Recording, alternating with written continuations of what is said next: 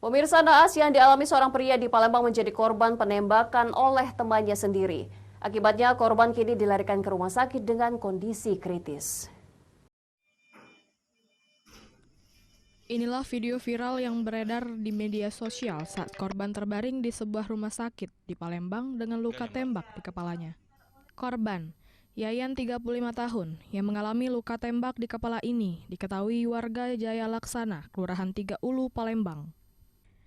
Kejadian ini sendiri bermula di mana korban yang saat itu sedang duduk di rumah, datang pelaku langsung menembak kepala korban dari atas saat korban dalam posisi duduk.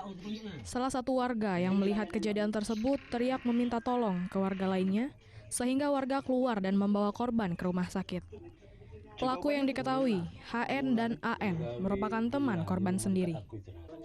Untuk motif kejadian tersebut masih dalam penyelidikan pihak kepolisian Polrestabes Palembang. Awalnya kita di dalam. Sama kita ya? Yo. Terus Terus ada yang ngetok. untuk pintu. Nah, tiba ada yang nembak datang. Langsung nembak? Iya, Itu berapa tembakan? sekalian, Pak. Si korban lagi posisi? Duduk. Lagi duduk? Iya. Oh, langsung ditembak gitu? Iya.